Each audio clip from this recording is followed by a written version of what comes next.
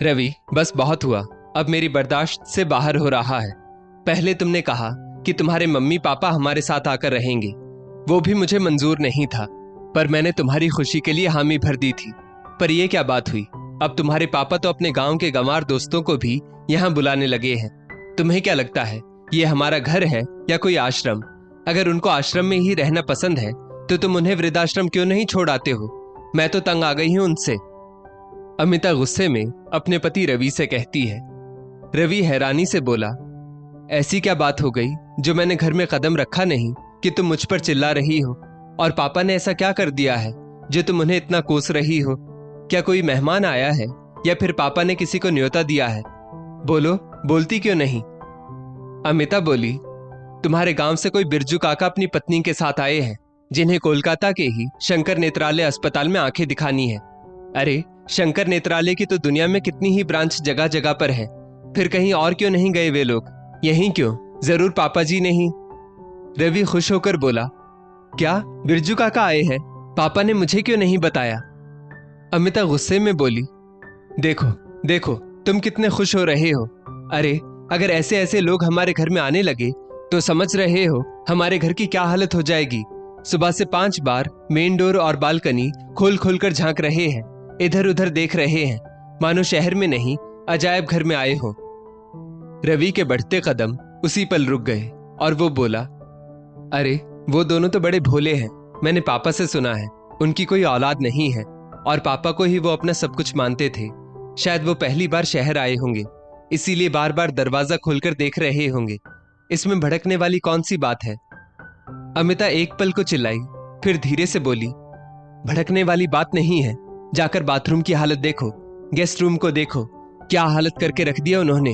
अरे, हॉल में जहां तहां कपड़े फैले हुए हैं, स्टील के डब्बे रखे हुए हैं, और तो और सोफे पर गमछा लेकर बैठते हैं, वो भी पैर ऊपर करके। छी छी, ये पापा जी को भी ऐसे ही गंवार दोस्त मिले यहाँ बुलाने के लिए।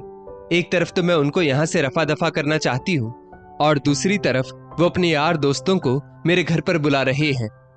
सुन लो रवि, जितनी जल्दी हो सके उन दोनों को, मेरा मतलब है अपने बिरजू काका को, यहाँ से विदा करो, नहीं तो उनके साथ साथ अपने माता पिता को भी आश्रम छोड़कर आओ। गुस्से में अमिता ने अपना फोन और पर्स उठाया और कमरे से निकल गई। जैसे ही अमिता कमरे से निकली, अमिता की सास प्रमिला जी बोली, बहू, अभी अभी तो रवि घर में आया है, फिर तुम कहाँ जा रही हो? और तुम दोनों को तो आज फिल्म देखने भी जाना था ना। जाओ, मैं यहाँ का देख लूंगी। अमिता अपने चेहरे पर झूठी मुस्कुराहट लाकर बोली, हाँ हाँ मम्मी जी, आप तो देख ही रही हैं, और उसी का नतीजा है कि मैं घर से बाहर जा रही हूँ। अब मेरा इस घर में दम घुट रहा है। सोच रही हूँ थोड़ी देर के लिए पार्लर ही हो आती हूँ। तभी बिरजू काका की पत्नी सुनहरी काकी बोली, अरे बहुरिया, तुझे और सजने संवरने की क्या जरूरत है? अब कौन सा तुझे घूंघट ओढ़ना और डोली में बैठना है? और पति घर में आए तो उसकी सेवा में लगना चाहिए, ना कि अपनी सुंदरता बढ़ानी चाहिए। वैसे भी तेरा घरवाला घर में है, घर के बाहर कौन बैठा है तुझे देखने के लिए? इतना कहकर सुनहरी काकी हंसने लगी।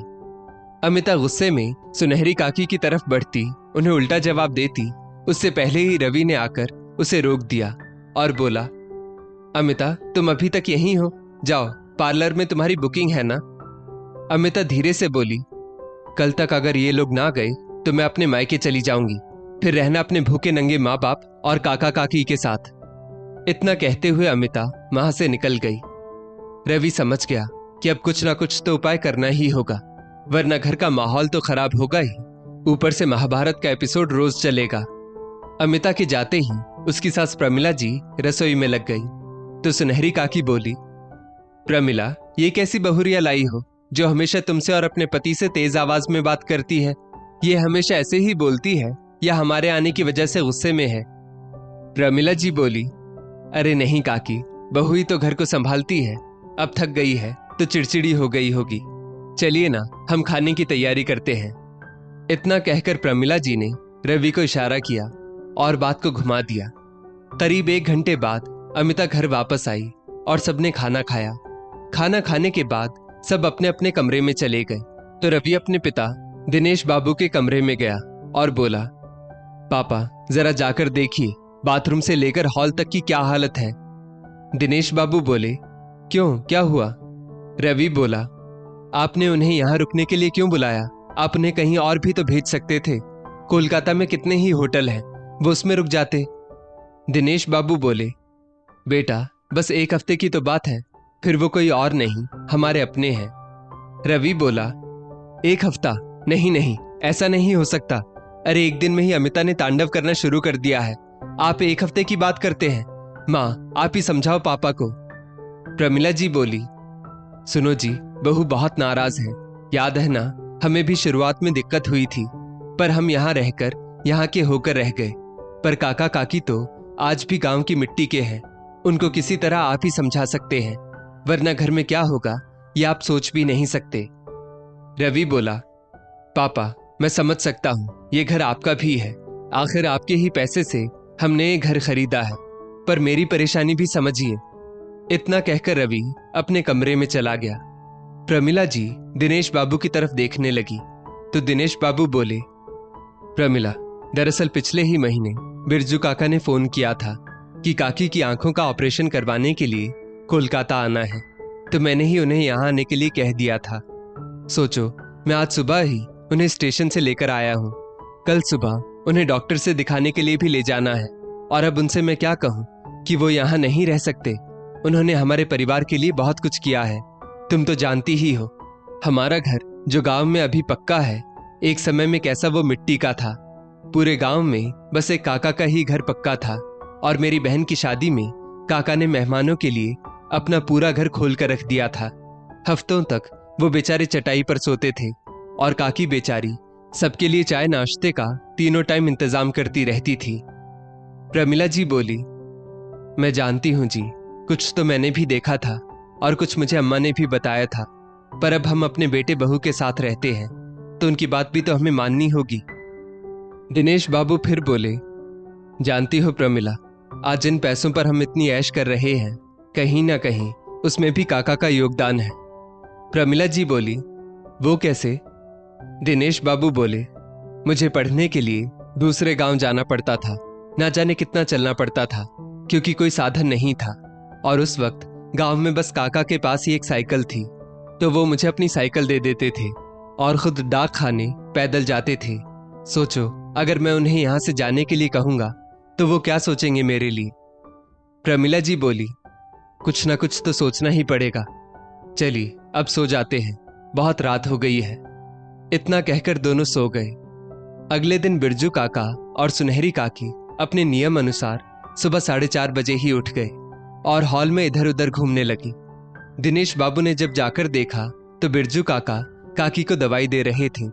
एक तौलिया वहीं सोफे पर डाल रखा था और अटैची बगल में खोल रखी थी। टेबल पर ढेर सारे कागज बिखरे हुए थे, शायद डॉक्टर की पर्ची थी। जैसे ही बिरजू काका की नजर दिनेश बाबू पर पड़ी, वो बोले, अरे दिनेश, जरा देखो तो इस पर्ची में क्या लिखा है, कब का नंबर मिला है? दिनेश बाबू बोले, काका, नंबर तो हम उसी दिन लगा दिए थे, शायद परसों का नंबर लगा है, तो याद रखिएगा, आपको परसों बुलाया गया है। तभी रसोई से प्रमिला जी ने दिनेश जी को आवाज लगाई, सुनिए जी। दिनेश जी वहां गए तो प्रमिला जी बोली, आपने उनसे बात की या नहीं? बहू सोकर उठेगी तो हम उसे क्या जवाब देंगे? तभी दूसरे बाथरूम से अमिता के चीखने चिल्लाने की आवाज आने लगी तो सुनहरी काकी बोली, अरे ये बहुरिया क्यों चिल्ला रही है, रुको मैं देख कर आती हूँ। बिरजू काका बोले, अरे नहीं भाग्यवान, तुम कहाँ जाओगी, तुम्हारी आंखों में तो मैंने अभी अभी दवाई डाली है, रुको मैं देख कर आता हूँ। दिनेश बाबू बोले, नहीं नहीं, आप दोनों यहीं आराम कीजिए, हम देख कर आते हैं। इतना कहकर दिनेश बाबू और प्रमिला जी गेस्ट रूम के बाथरूम में गए। प्रमिला जी बोली, क्या हुआ बहू, इतना जोर से क्यों चीखी, क्या कोई छिपकली देख ली? अमिता बोली, मम्मी जी, अब मुझसे बर्दाश्त नहीं होगा, इन लोगों को बाथरूम तक ढंग से इस्तेमाल करना नहीं आता है। देखिए जाकर, कमोड से लेकर शावर तक का क्या हाल बनाकर रखा है इन लोगों ने, गंवार कहीं के। दिनेश बाबू बोले, बहू तुम्हारे कमरे में तो बाथरूम है, फिर तुम इस बाथरूम में क्यों आई? अमिता गुस्से में बोली, पापा जी आप भी हद करते हैं, मेरे बाथरूम में रवि है, उसे ऑफिस जाना है, तो मैं इस बाथरूम को क्या इस्तेमाल भी नहीं कर सकती? प्रमिला जी बोली, बहू अब तुम नाराज मत हो, हम उन्हें बाथरूम इस्तेमाल करना सिखा देंगे। अमिता बोली, अब इन्हें बाथरूम इस्तेमाल करना भी हम सिखाएंगे? सीरियसली? मम्मी जी, हमने कोई ठेका नहीं ले रखा है इनका। इन्हें आज के आज यहाँ से रवाना कीजिए, वरना मैं ही अपने मायके चली जाती हूँ। अमिता गुस्से में पैर पटकती हुई अपने कमरे में चली गई। प्रमिला जी दिनेश बाबू से बोली, अब क्या सोच रहे हैं? मैंने कहा था ना, इन्हें जल्दी से जल्दी वापस भेज दीजिए या फिर इनके रहने का कहीं और इंतजाम कीजिए, वरना हमारा बुढ़ापा वृद्धाश्रम में कटेगा। इतना कहकर प्रमिला जी भी रसोई में चली गई और दिनेश बाबू ने परेशानी का हल ढूंढना शुरू किया। कुछ देर सोचने के बाद दिनेश बाबू ने अपने एक जान पहचान वाले को फोन लगाया। हेलो प्रमोद बाबू, वो मैं बोल रहा हूँ, आपका एक फ्लैट जो खाली पड़ा है, क्या मुझे हफ्ते 10 दिन के लिए मिल सकता है? प्रमोद बाबू बोले, अरे दिनेश बाबू, क्यों मजाक करते हैं? आपका तो खुद का इतना बड़ा घर है, फिर आपको क्यों चाहिए वो फ्लैट? दिनेश बाबू बोले, हाँ अपना घर तो है, पर किसी अपने जान पहचान वाले को कुछ रोज के लिए चाहिए था। अगर आप दे देते तो बड़ी मेहरबानी होती। आप चिंता मत कीजिए, मैं पूरे महीने का पैसा आपको दे दूंगा। सब नाश्ता करने के लिए टेबल पर पहुंचे। बिरजू काका और सुनहरी काकी वहीं जमीन पर बैठकर हाथ से खाने लगे तो अमिता ये देखकर नाक मुंह बना रही थी और रवि के साथ साथ दिनेश बाबू की तरफ भी गुस्से से देख रही थी। दिनेश बाबू ने धीरे से रवि से कहा, बेटा रवि, मैंने इनके रहने का इंतजाम कहीं कर दिया है। कल से जब तक ऑपरेशन ना हो जाए, इनको लेकर मैं वहीं चला जाऊंगा और इनके साथ ही रहूंगा, ताकि इन्हें कोई परेशानी ना हो। रोटी देने आई प्रमिला जी बोली, क्यों जी, आप क्यों जाएंगे? रवि बोला, पापा आप उनके साथ वहां रहकर क्या करेंगे? देख रहे हैं ना वो लोग कैसे रहते हैं, बस उनको छोड़कर आ जाइए। प्रमिला जी भी बोली, हाँ ये ठीक रहेगा। दिनेश बाबू बोले, मैं अपनी जिम्मेदारियों से पीछे नहीं हट सकता, क्योंकि बात अब मेरे गांव के सम्मान की है। मैंने इन्हें अपने भरोसे यहां बुलवाया था, अब इन्हें अकेला कैसे छोड़ सकता हूं? इतना कहकर दिनेश बाबू नाश्ता करके अपने कमरे में चले गए। अमिता को जब ये बात पता चली तो वो उनके कमरे में आई और बोली, पापा जी ये मैं क्या सुन रही हूँ? आप भी उन लोगों के साथ जाकर प्रमोद अंकल के खाली फ्लैट में रहेंगे? दिनेश बाबू कुछ कहते उससे पहले ही रवि बोला, पर पापा आपको अस्थमा की प्रॉब्लम है और जानते हैं ना, खाली घर में आपकी एलर्जी कितनी बढ़ जाएगी। जाने दीजिए उन लोगों को, वो वहां अपने आप मैनेज कर लेंगे। आपने डॉक्टर के पास नंबर लगा दिया ना, तो ज्यादा से ज्यादा हॉस्पिटल तक उन्हें छोड़कर आ जाइएगा। बस इससे ज्यादा हम उनके लिए कुछ नहीं कर सकते हैं। अचानक से दिनेश बाबू ने दरवाजे पर आहट सुनी तो देखा कि बिरजू काका आंखों में नमी लिए खड़े थे। अमिता बोली, अब ये लो, ये कौन सी बुरी आदत है कि किसी के दरवाजे पर खड़े होकर उनकी बातें सुनो? मुझसे ये सब बर्दाश्त नहीं होता, तो बेहतर है जिसे जाना है यहां से जल्दी चला जाए। इतना कहकर अमिता वहां से चली गई। रवि ने अपनी पत्नी की सफाई में कुछ कहना चाहा तो बिरजू काका बोले, नहीं नहीं बेटा, मुझे बहुरिया की बात का कोई बुरा नहीं लगा। मुझे अपने दिनेश पर और अपने गांव की मिट्टी पर बहुत गर्व है। पर एक बात कहूं दिनेश, हमारा तो अब लगभग अंतिम समय आ गया है।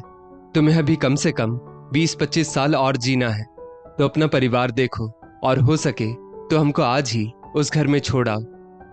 सब खामोश थे, पर दिनेश बाबू की आंखों में बेबसी के आंसू थे। उस पर बिरजू काका ने उन्हें हौसला देते हुए कहा, दिनेश, हम तुम्हारे फर्ज से तुम्हें नहीं रोक रहे हैं बबुआ, पर यह घर भी तो तुम्हारी जिम्मेदारी है। और हाँ, अपने मित्र से कहना उस घर का किराया हम ही देंगे। तुमने हमारे लिए बहुत किया, अब बस आगे का हम देख लेंगे। दिनेश बाबू बोले, पर काका मैं सब इंतजाम कर दूंगा, क्योंकि आपको काकी का ऑपरेशन भी तो करवाना है और उस पर भी दवाइयों का खर्चा। इतना तो मुझे करने दीजिए। रवि बीच में बोला, पापा आप चिंता मत कीजिए, वो सब मैं देख लूंगा। बिरजू काका बोले, नहीं नहीं, कोई जरूरत नहीं है रवि बेटा, तुम बस आने वाले समय में अपने पिता की सेवा कर देना, हम समझेंगे तुमने हमारे लिए भी कर दिया। अरे हमने अपने बुढ़ापे के लिए इतना तो बचाकर जरूर रखा है, जितने में हम अपना आत्मसम्मान बचा सके। ईश्वर से प्रार्थना करूंगा कि तुम्हारे पिता के कुछ गुण तुम में भी आए, ताकि इस बेचारे का तीसरा पहर सम्मान से बीते। इतना कहकर बिरजू काका सुनहरी काकी के पास गए और बोले, चलो सुनहरी, अपना सामान समेटो। सुनहरी काकी बोली, क्या अस्पताल जाना है? बिरजू काका बोले, हाँ, अस्पताल जाना है। फिर वहां से मैं तुम्हें शहर के दूसरे हिस्से में घुमाने ले चलूंगा। दूर खड़े दिनेश बाबू की आंखें शर्मिंदगी से झुकी जा रही थी। प्रमिला जी को अपने पति की ये दशा देखकर एहसास हुआ कि उन्हें तो कम से कम दिनेश बाबू का साथ देना चाहिए था। बिरजू काका और सुनहरी काकी ने अपना सामान समेटा तो दिनेश बाबू आगे बढ़कर उनका सामान उठाते हुए बोले, काका, इतना तो करने दो। बिरजू काका ने हंसते हुए अपनी अटैची उनके हाथ में दे दी। सुनहरी काकी जाते समय इधर उधर अमिता को ढूंढने लगी। फिर अपने पल्लू से 500 के 2 नोट निकालकर प्रमिला जी के हाथ में देते हुए बोली, मैं तो कुछ लाई नहीं थी किसी के लिए, ये लो, तुम दोनों सास बहू चूड़ी पहन लेना। और हाँ प्रमिला, कभी गांव आओ तो अपने घर पर नहीं, हमारे घर पर आना, वो भी तो तुम्हारा ही घर है। अब हमारे आगे पीछे कौन है? और वैसे भी हमारे जाने के बाद सब कुछ रवि और बहुरिया का ही तो होगा। ये बात सुनकर दिनेश बाबू के साथ साथ रवि भी हैरान हो गया। दूर खड़ी अमिता अवाक रह गई कि गांव के लोग इतने निस्वार्थ कैसे हो सकते हैं। अमिता अपनी ही नजरों में गिरती जा रही थी। उसे समझ में नहीं आ रहा था कि वो क्या कहे, पर उसमें इतनी भी हिम्मत नहीं थी कि वो जाकर उन्हें रोक ले, क्योंकि वो जानती थी ऐसे स्वाभिमानी लोग रुकते भी नहीं हैं। दिनेश बाबू ने काकी के ऑपरेशन के बाद प्रमोद बाबू के घर पर काका काकी के रहने का अच्छे से इंतजाम किया और दिन भर जाकर वहीं बैठते थे। बिरजू काका कहते भी थे, अपने घर जाओ, पर दिनेश बाबू जाते नहीं थे। रवि को भी वक्त मिलता तो वो काकी से मिलने जाता था, पर एक दिन अमिता भी उसके साथ गई और हाथ जोड़कर बिरजू काका से अपने बर्ताव के लिए माफी मांगी और बोली, मुझे माफ कर दीजिए, चलिए हमारे साथ घर चलिए। बिरजू काका बोले, नहीं बहुरिया, हमें पैसे की कोई कमी नहीं। हमारे जैसे लोगों के लिए पैसों से बढ़कर हमारा आत्मसम्मान होता है, और बुढ़ापे के लिए हमने ये दोनों ही बचा कर रखे हैं। वैसे भी बहुरिया, हम तो कल वापस गांव जा रहे हैं। हाँ, तुम्हें हम गांव आने का न्योता जरूर दे रहे हैं। आओ कभी गांव, पूरा घर तुम्हारे लिए सजाएंगे। अगले दिन बिरजू काका काकी को लेकर वापस गांव चले गए। दिनेश बाबू के मन में जो चोट पहुंची, वो उस चोट के साथ ज्यादा दिन उस शहर में ना रह सके और उन्होंने गांव में जाकर रहने का फैसला किया। रवि के पूछने पर दिनेश बाबू ने कहा, हमें तुमसे कोई शिकायत नहीं, पर अब हम वहां आत्मसम्मान से अपनी मिट्टी के साथ रहना चाहते हैं, जहां दिखावा नहीं बल्कि एक दूसरे की आंखों में सम्मान बचा रहे। और बुढ़ापे में अगर थोड़ा पैसा और आत्मसम्मान बचा रहे तो बुढ़ापा काटना इतना भी मुश्किल नहीं होता। तुम लोग खुशी से यहां रहो, वक्त मिले तो गांव आना और हम भी आते जाते रहेंगे। इतना कहकर 15 दिन बाद दिनेश बाबू प्रमिला जी के साथ गांव चले गए और बिरजू काका के साथ साथ बाकी गांव वालों के साथ भी अपना समय बिताने लगे। दोस्तों, इस स्टोरी को लेकर आपकी क्या राय है, नीचे कमेंट करके जरूर बताइएगा। और ऐसी ही और भी बेहतरीन वीडियोस के लिए हमारा पेज जरूर फॉलो करें। धन्यवाद।